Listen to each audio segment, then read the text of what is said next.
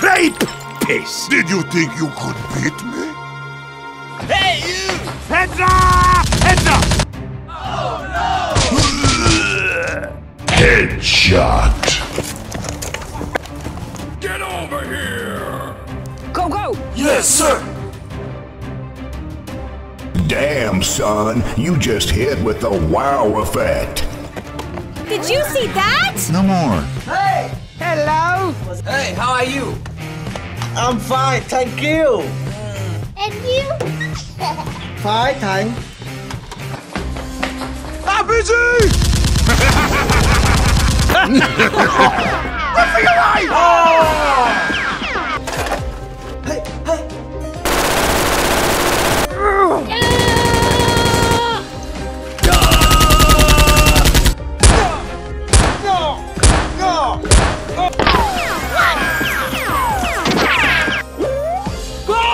Go, go, go, go! Hurry up! Hey, you! What are you doing? Yes, sir! All right! Đừng lại! Shut your bitch ass! This is bullshit. Perfect.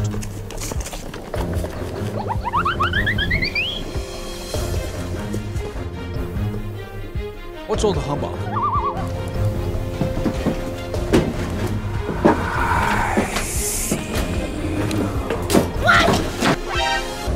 Nope. I'm gonna pump you full of lead.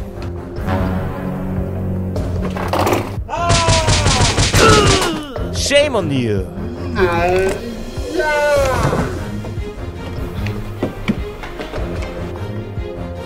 Hey, you! Huh? Who's there?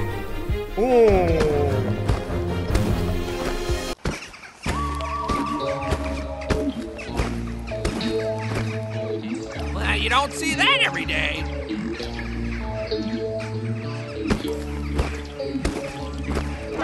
What are you doing? Oh my god, who the hell?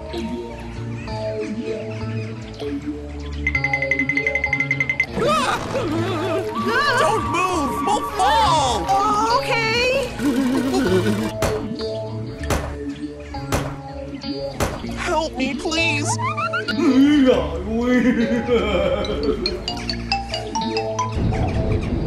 Come here. Come here. Come here.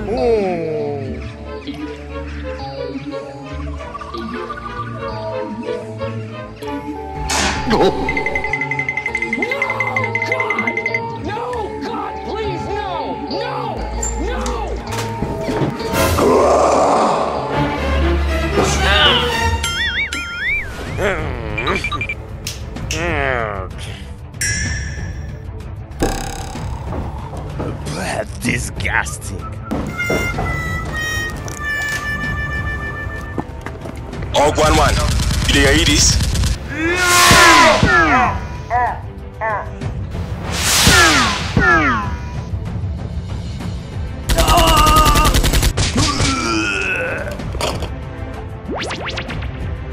Okay. Hey, Miss Lappy! Damn it! You want a piece of me? Frag out! Bullshit.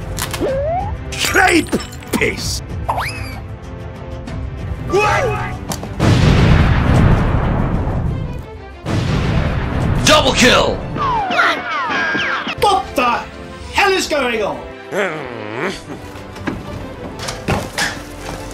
Hello?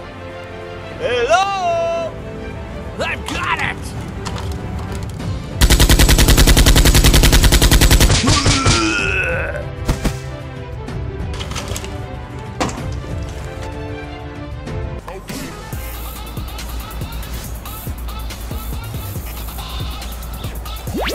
Hey, you! Hey, you! What? Eat this, you! My arm! Gah! My arm!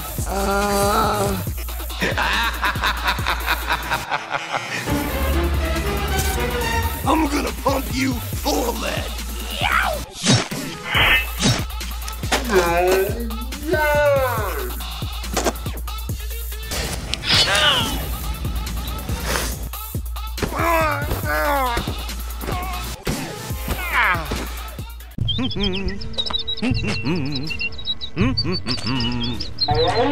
Huh? Watch it with that thing. Nope. Go, go, go!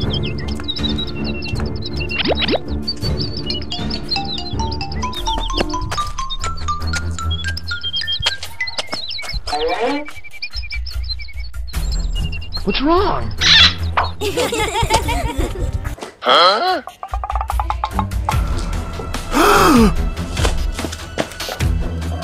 Trận này thế nhỉ? Chắc chắn là mở ám rồi. Nhẹ rồi, ấm còn ngon lắm.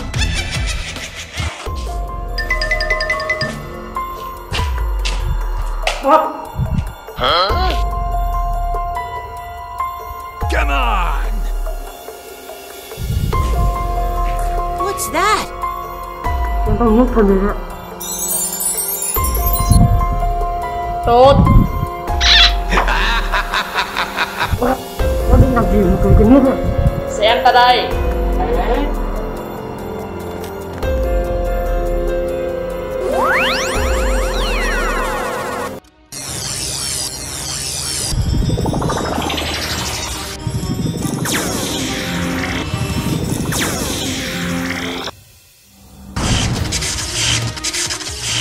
Good gravy! Có đồng chí.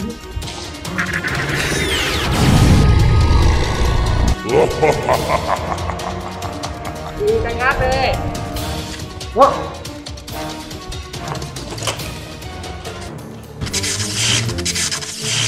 What's the matter with you?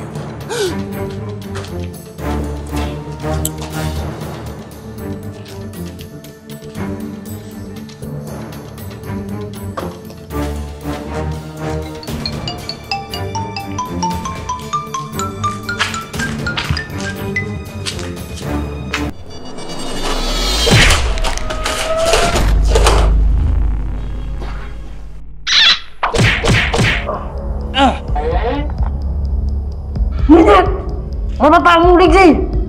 Mày nói cho tao biết. Mày cầm chai nước đi đâu rồi? Chai nước nào? Tao gì biết chai nước nào? Mày có nói không? Tao không nói.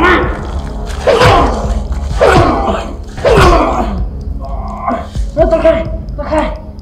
Mày biết điều đấy. Nói! Tao muốn nước cho đại ca tao. Để đại ca tao chia tao ngắn một. Huh? Đại ca mày đang ở đâu?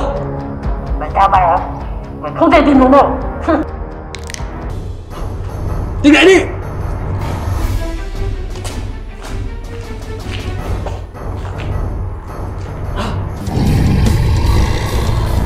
Không xong rồi!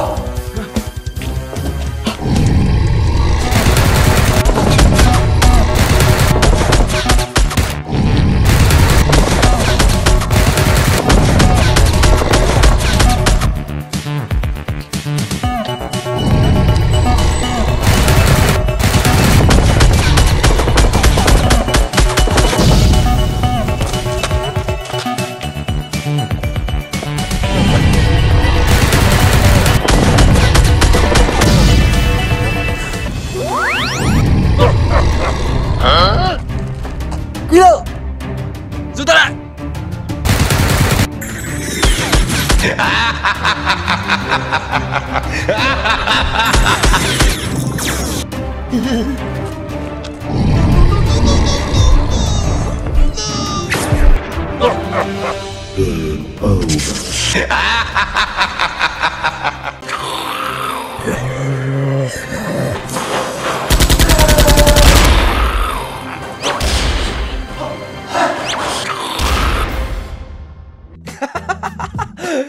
Hey, you! Hey! Definitely do!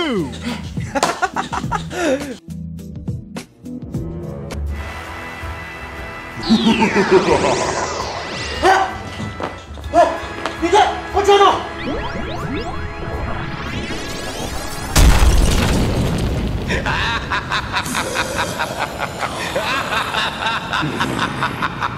Chúng ta đi thôi.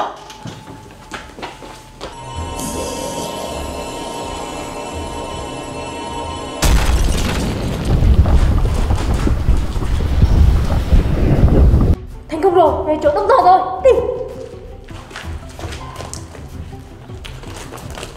Doctor, chúng tôi hoàn thành xong.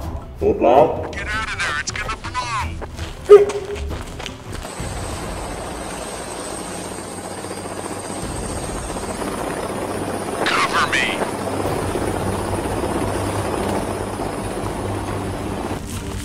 Đi, nhanh đi, địa điểm đó gần khu này đấy.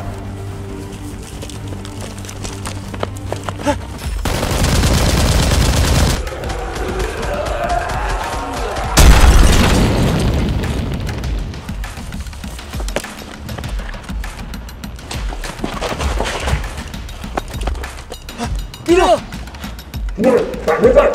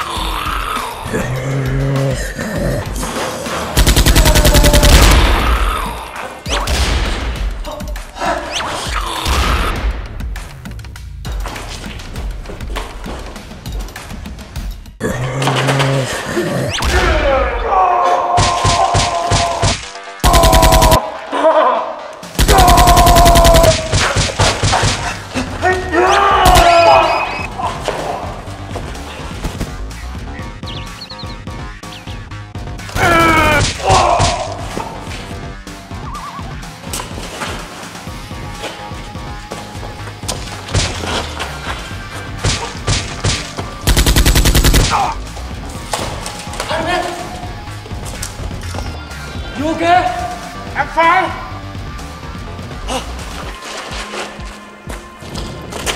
Oh no!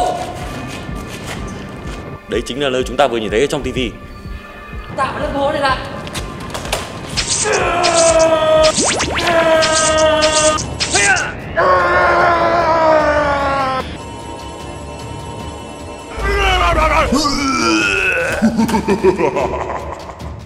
I'm gonna pump you full of lead. You must die!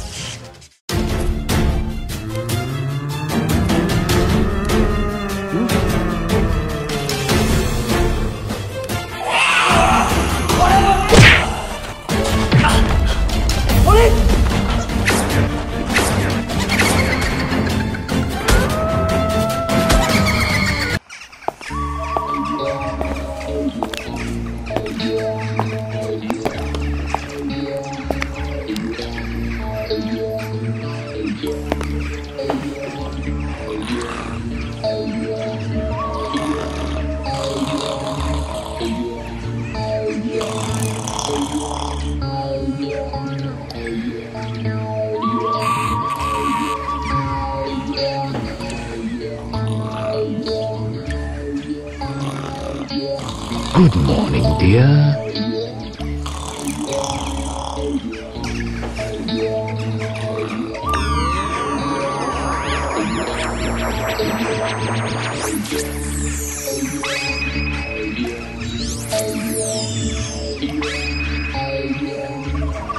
Come here.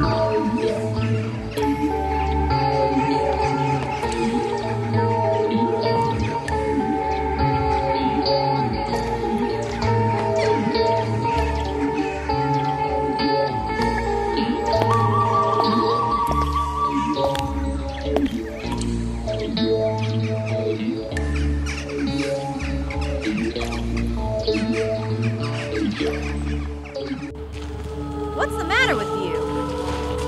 Hello? Hello?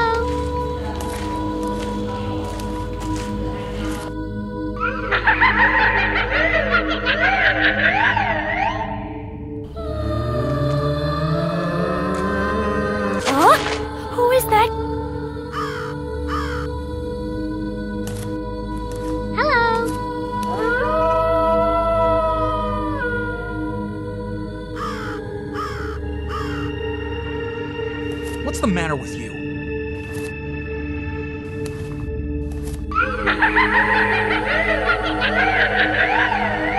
Hello?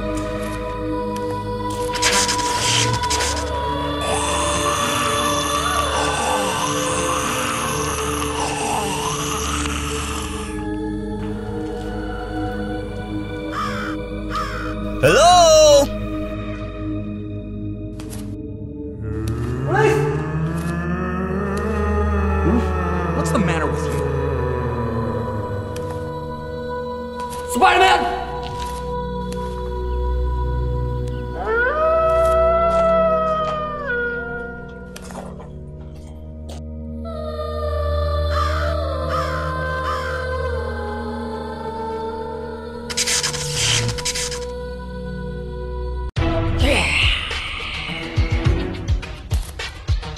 Hey!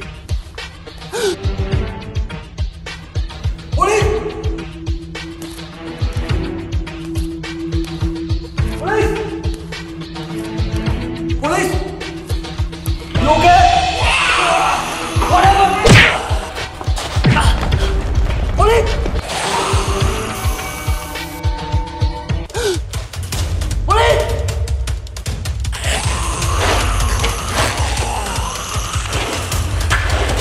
Police! Spider-Man! Spider-Man! Spider-Man! Spider-Man!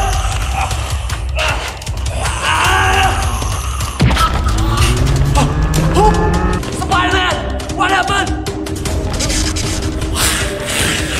Huh? No!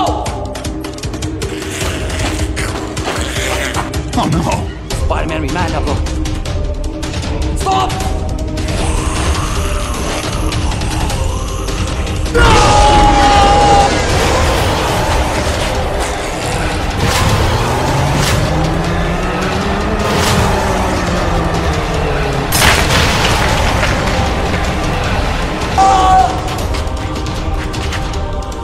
Úp, vừa xảy ra chuyện gì vậy? Cậu bị ma nhập đấy. Terrible. Còn police nữa. Chúng ta phải đi tìm thôi. Police đang ở đâu? Hướng lại. Let's go!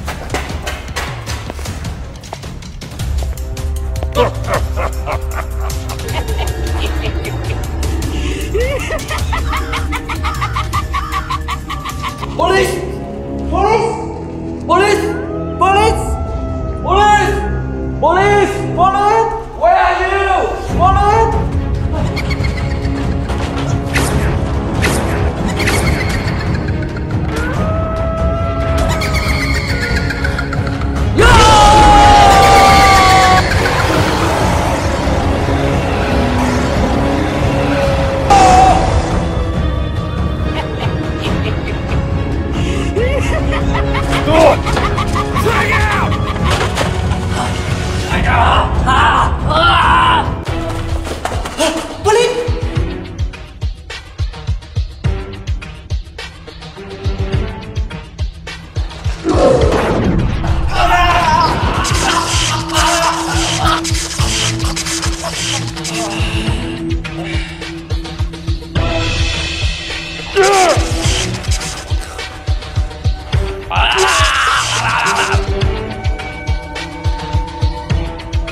Goodbye.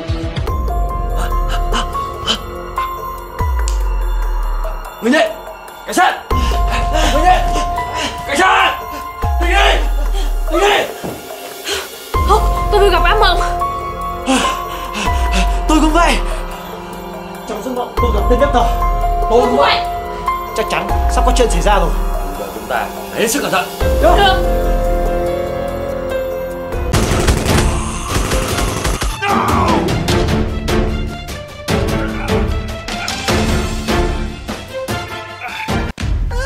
I'm really sorry! I'm so sorry. Ah, fiddle faddle. No, no! Oh, let's go, Tubbo. Come on. Hey, you! Hey, you! Ah!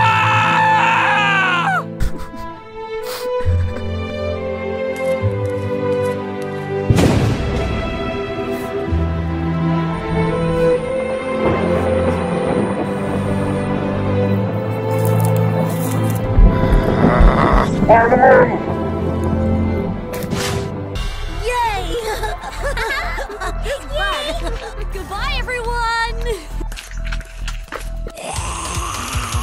Zombies!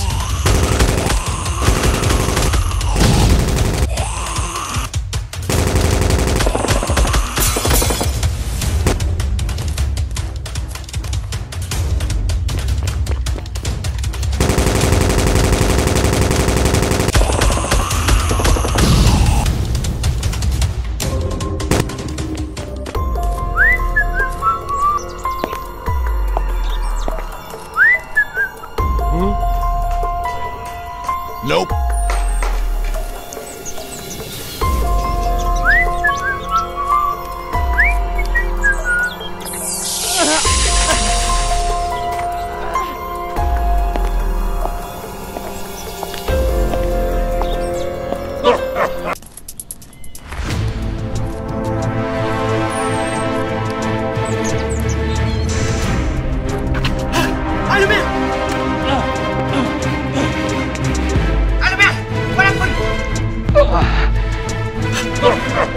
You must die!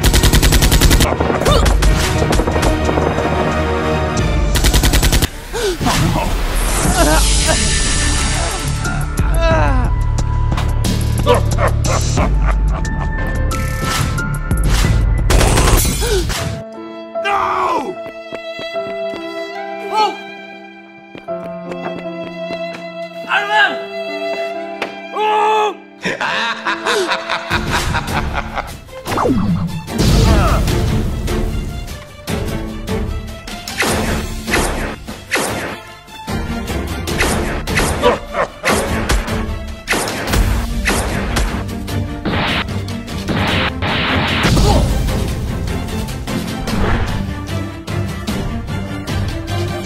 You must die!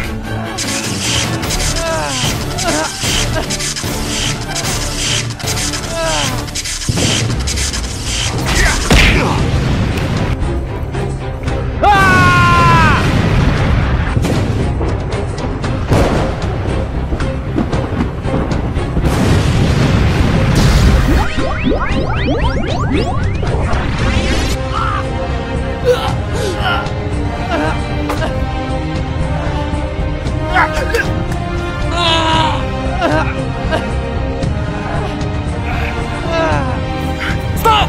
Stop! What's the matter with you? Oh! Let's go! Let's go!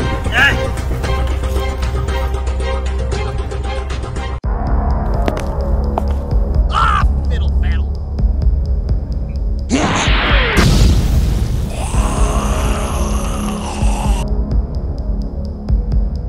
Chúng mày chuẩn bị xong kỹ chưa? Tí sẽ tạo cho đại ca một sự bất ngờ, có chưa? Rồi, anh cứ yên tâm. Tốt lắm, để ta xem đại ca đi đến đâu rồi.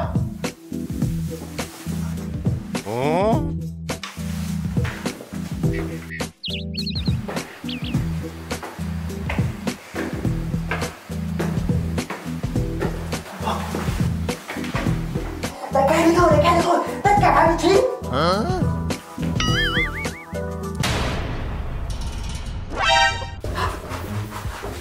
Chúng mày làm sao thế à? Hả? What? Happy birthday!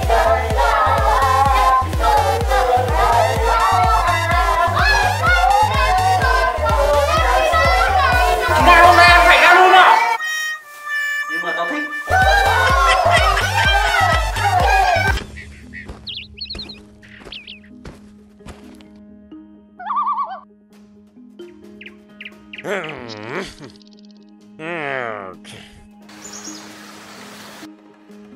Ơ, nhưng mà sinh nhật không có bánh à?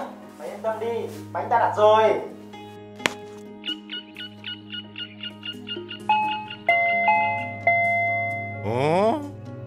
Chắc bánh đến đây. Thôi, để ta đi lấy. Ừ. Đó, anh à. Đúng rồi. Để tí ngồi cổng nhá.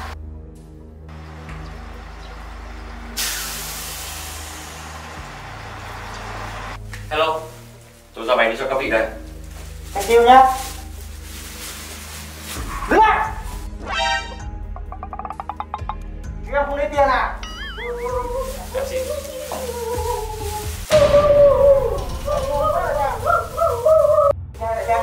nhá. Thì các ngồi xuống đi.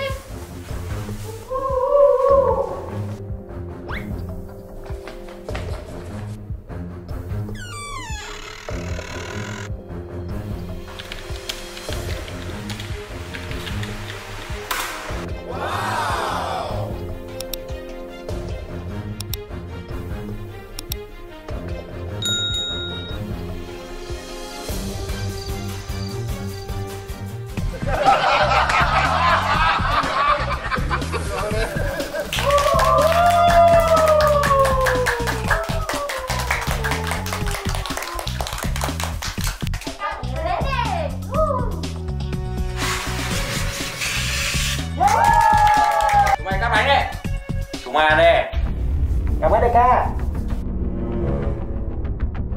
Hôm nay tao rất vui.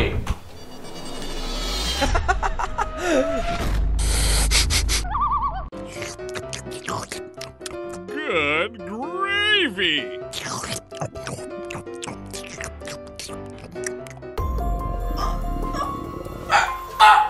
What?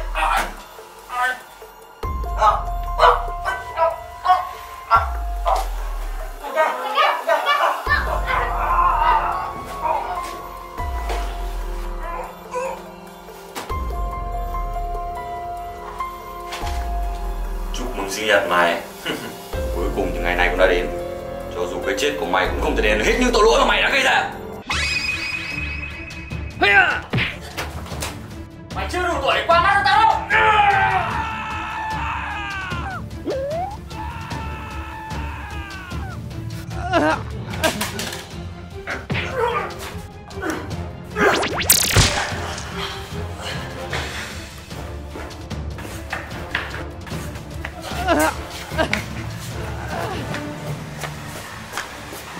I'm gonna pump you full of lead.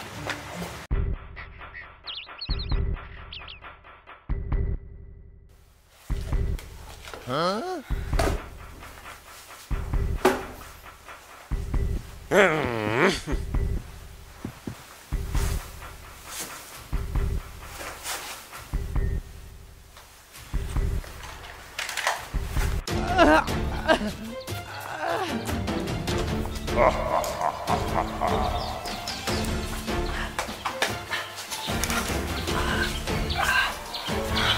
I will look for you. I will find you. Tao biết mày đang trốn sau bức tường. Mày biết đấy, tao rất thích chơi trốn tìm. Mày xem Tom và Jerry rồi chứ. Hôm nay tao sẽ vờn mày đến chết.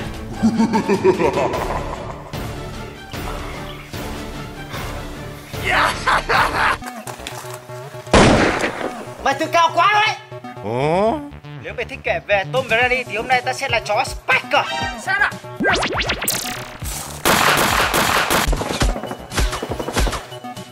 Hey you! Killer, mày không thoát được đâu. Đầu hàng đi.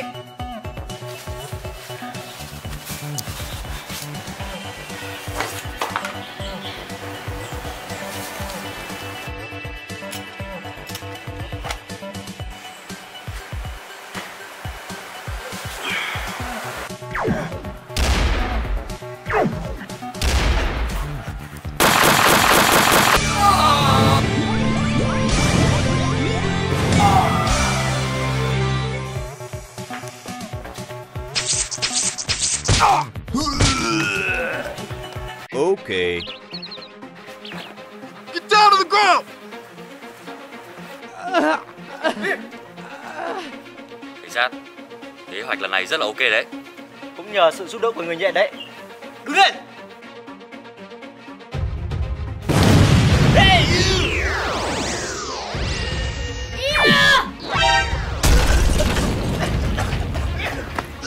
Turn! Get out!